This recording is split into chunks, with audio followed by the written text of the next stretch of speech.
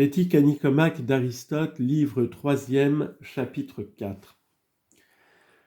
Peut-on délibérer sur toute chose sans exception? Tout est-il matière à délibération? Ou bien n'y a-t-il pas certaines choses où la délibération n'est pas possible? D'ailleurs, il va sans dire que l'objet de la délibération dont je parle ici n'est pas l'objet sur lequel ne délibère qu'un homme frappé de sottise ou de folie. C'est seulement l'objet sur lequel délibère l'homme qui jouit de toute sa raison. Ainsi, personne ne délibère sur les choses et les vérités éternelles, par exemple sur le monde, ni sur cet axiome que le diamètre et le côté sont incommensurables. On ne peut délibérer davantage sur certaines choses qui sont soumises au mouvement, mais qui s'accomplissent toujours suivant les mêmes lois, soit par une nécessité invincible, soit par leur nature, soit par toute autre cause, comme sont par exemple les mouvements d'équinoxe et de solstice pour le soleil. Il n'est pas possible non plus qu'on délibère sur les choses qui sont tantôt d'une façon et tantôt d'une autre, les sécheresses et les pluies, ni sur les événements qui dépendent uniquement du hasard, comme la découverte d'un trésor. La délibération ne peut même pas s'appliquer sans exception à toutes les choses purement humaines. Et ainsi, un lacédémonien n'ira pas délibérer sur la meilleure mesure politique qu'est à prendre les Scythes, car rien de tout cela ne peut se produire par notre intervention et ne dépend de nous. Nous ne délibérons que sur les choses qui sont en notre pouvoir, et ces choses-là sont précisément toutes celles dont nous n'avons pas parlé jusqu'ici. Ainsi, la nature, la nécessité, le hasard paraissent être les causes de bien des choses. Mais il faut compter de plus l'intellect et tout ce qui est produit par l'homme. Les hommes délibèrent chacun en ce qui les concerne sur les choses qu'ils se croient en pouvoir de faire. Dans les sciences exactes et indépendantes de tout arbitraire, il n'y a pas lieu de délibérer.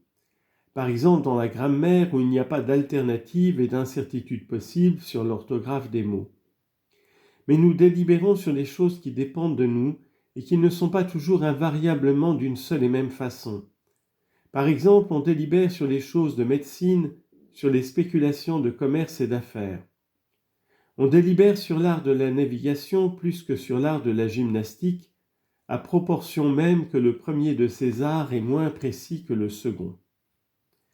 Il en est de même pour tout le reste, et l'on délibère bien plus dans les arts que dans les sciences, parce que les arts offrent bien plus matière à l'incertitude et au dissentiment. La délibération s'applique donc spécialement aux choses qui, tout en étant soumises à des règles ordinaires, sont cependant obscures dans leur issue particulière, et pour lesquelles on ne peut rien préciser à l'avance. Ce sont les choses où, lorsqu'elles sont importantes, nous appelons à notre aide des conseils plus éclairés que les nôtres, parce que nous nous défions de notre seul discernement et de notre insuffisance dans ces cas douteux. Au reste, nous ne délibérons pas en général sur le but que nous nous proposons. C'est plutôt sur les moyens qui doivent nous y conduire. Ainsi, le médecin ne délibère pas pour savoir s'il doit guérir ses malades, ni l'orateur pour savoir s'il doit persuader son auditoire, ni l'homme d'État pour savoir s'il doit faire de bonnes lois. En un mot, dans aucun autre genre, on ne délibère sur la fin spéciale qu'on poursuit. Mais une fois qu'on s'est posé un certain but, on cherche comment et par quels moyens on pourra y parvenir. S'il y a plusieurs moyens de l'atteindre, on recherche avec un redoublement d'attention quel est entre tous le plus facile et le plus accompli. S'il n'y en a qu'un seul, on se demande comment on obtiendra par ce moyen unique la chose qu'on désire. On cherchera même encore pour ce moyen par quelle voie on pourra s'en rendre maître jusqu'à ce qu'on soit arrivé à la cause première qui se trouve être la dernière qu'on découvre dans cette investigation.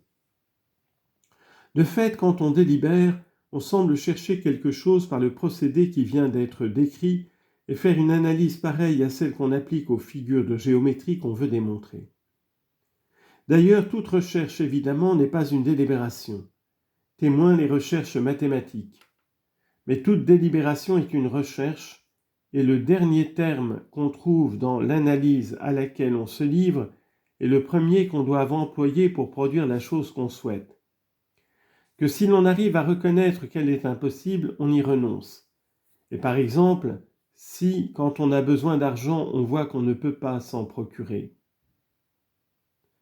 Mais si elle paraît possible, alors on s'efforce de la faire, et nous plaçons parmi les choses possibles toutes celles que nous pouvons faire par nous seuls ou par le moyen de nos amis, car ce que nous faisons par eux est bien aussi en quelque sorte fait par nous, puisque c'est en nous que se trouve le principe de leur action. Parfois, ce sont les instruments qu'on cherche en délibérant, d'autres fois c'est l'usage qu'il convient d'en faire. Et de même, dans toutes les occasions, ce qu'on cherche, c'est tantôt le moyen qu'on emploiera, tantôt la manière dont il faudra s'y prendre, et tantôt la personne qu'il faudra faire intervenir. Ainsi donc, c'est toujours l'homme qui, comme on vient de le dire, est le principe même de ses actions. La délibération porte sur les choses qu'il peut faire, et les actions ont toujours pour but d'autres choses qu'elles-mêmes. Par conséquent, ce n'est pas sur la fin même qu'on délibère, mais sur les moyens qui peuvent y mener. On ne délibère pas non plus sur les choses individuelles et particulières. Par exemple, pour savoir si cet objet qu'on a sous les yeux est du pain, ni s'il est bien cuit, ni s'il est fabriqué convenablement, car ce sont là des choses que la sensation suffit à juger. Et si l'on avait à délibérer toujours et de tout, on se perdrait dans l'infini. Mais l'objet de la délibération est le même que celui de la décision réfléchie, à cette seule différence près que l'objet de la décision réfléchie doit être déjà préalablement fixé. L'objet auquel le jugement s'arrête après une délibération est l'objet de la décision réfléchie, puisqu'on cesse de rechercher comment on doit agir du moment qu'on a ramené la cause de l'action à soi-même et qu'on la rapporte à cette faculté qui en nous dirige et gouverne toutes les autres, car c'est elle qui décide de manière réfléchie. Cette distinction se peut voir avec pleine évidence.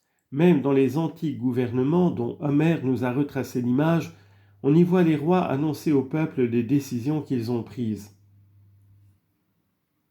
Ainsi, l'objet de notre décision réfléchie, objet qu'on désire et sur lequel on a délibéré, étant toujours une chose qui dépend de nous, on pourra définir la décision réfléchie, le désir réfléchi et délibéré des choses qui dépendent de nous seuls, car nous jugeons après avoir délibéré, et ensuite nous désirons l'objet d'après notre délibération.